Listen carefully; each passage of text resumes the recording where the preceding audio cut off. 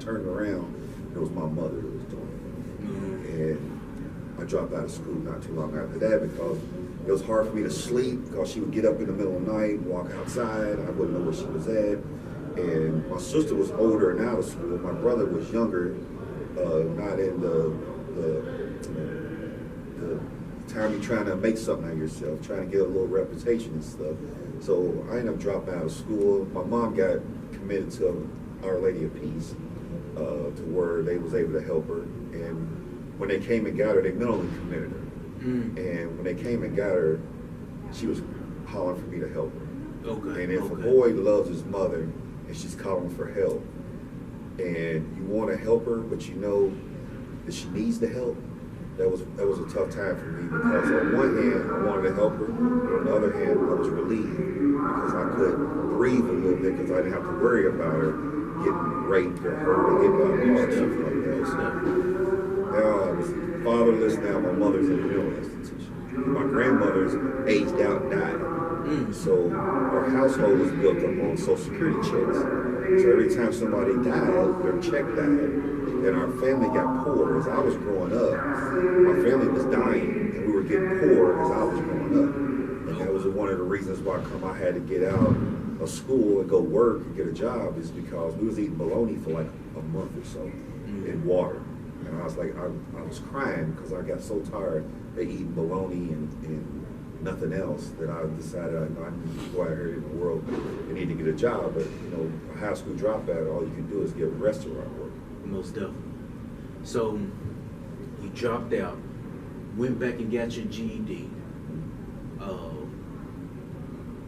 and now you're in college. You also have some experience in the corporate world. Yes. And would you like to expand on that experience? Because your first entry into the corporate world, and a little bit how you was able to maneuver. First, I'd like to warn your audience about the corporate world. The corporate world really is not prepared for the educated street guy. They usually get just the educated guy. The street guy never makes it there because he ends up dead in jail or something like that. But I was blessed to be able to have street life married with formal education, to be able to be at boardrooms where people might have had the formal education, but they didn't have the street culture or street life too. So I was able to basically innovate because I kind of knew what people did and how they performed and stuff on the level. Black people are some of the biggest consumers in the world. Right. We typically make it and go spend it. So these companies that try to sell to us, they're trying to figure us out without ever coming in the West End trying to see what we're about.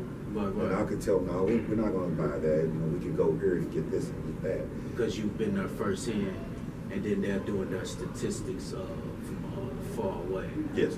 Based on consumer, and then the ones that's supplying. Well, I started my own company, and I had people working in my company. I had actually Caucasians working in my company, and then they would have meetings. How they have meetings before their meetings. Their meetings before the meeting was about me. It's because in those discussions, I just had a range that they didn't have. Correct. So they might have thought I was cocky. I really wasn't cocky. I was just giving them a different perspective that they normally wouldn't get. Most definitely. And a lot of times, I went in front of Humana. Humana was going to take my company under his wing in their incubator. And the guy that was, he was maybe the fourth top guy at Humana. Me and him and another investor talked for a couple of hours. But when I brought my team in, they didn't like my team. Because my team came in thinking that they had, let's be real, they were white. They thought white relate to white. But they didn't like them. They kind of liked the way I dealt with them. Because you had the smarts and knowledge of what they was teaching you there, and also you had your sensible knowledge of what you learned coming fresh from off the streets. It was I might be the only person that says this, Okay. but there is actually a blessing in being poor. Okay. If you turn it around, it could be it could be your greatest asset as you become rich, is that you used to be poor. And you appreciate things better. Well, you know how to go to plan B, plan C. When I was a boy and our TV would go out, Okay. we didn't have money for a TV and the screen would kind of compress, back when you had I black had a and white. box TV growing up. Remember, so Literally. when the No tube cable. was going out, the screen, we had the first widescreen before they ever thought about being widescreen. Okay. We take a coat hanger and some Reynolds wrap and put it on the back and brings a picture back. So, Well, I you know, know if you you wanted to talking watch about the Lone too. Ranger, that's how you had to do, you know. Thanks, So, thanks. by African American people not having, we've always had to go to Plan B, Plan C, Plan D. That's all business is. Yeah, Is most definitely. they call it now pivoting, but we've always been pivoting. Had to. Going to. I remember our lights and gas would get cut off. A guy would climb up the pole and turn them back on. So, knowing that we're not easily defeated, street people are Right. not easily defeated. Most Because definitely.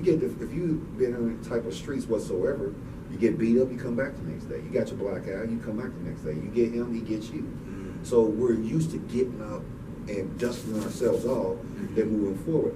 That makes an awesome businessman Okay. because it's not personal. It's just basically, okay, this didn't work, let's try this. Mhm. That's all business is solving problems. And who has more problems than people that don't have a whole lot of income or resources?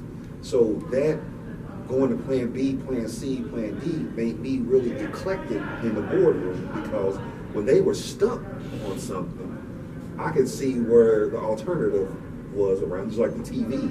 I could always go to the part B and C to solve the problem, and a lot of people didn't like that I had that type of, it was disruptive. It's because they wasn't used to it. Okay. So let's venture out into your point of, okay, so after you was in the corporate world for a while, and while in the corporate world, you decided to, so how long was you in the corporate world first and foremost? About 8 years. About 8 years, okay. And this is after the fire department. Yes. Moving down the timeline. So leave him off the streets, get sober, jump into the fire department. You stay persistent. Didn't work out the first 2 times. You stay persistent.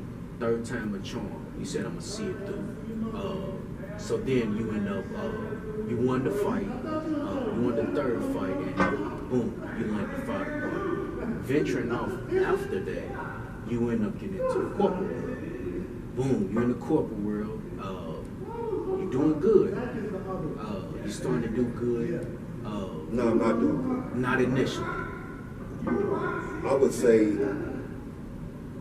if you define doing good by making a lot of money, no. I did good by learning the game. Knowledge. Right. So they say knowledge, knowledge comes from, or knowing comes from knowledge. Right. Being,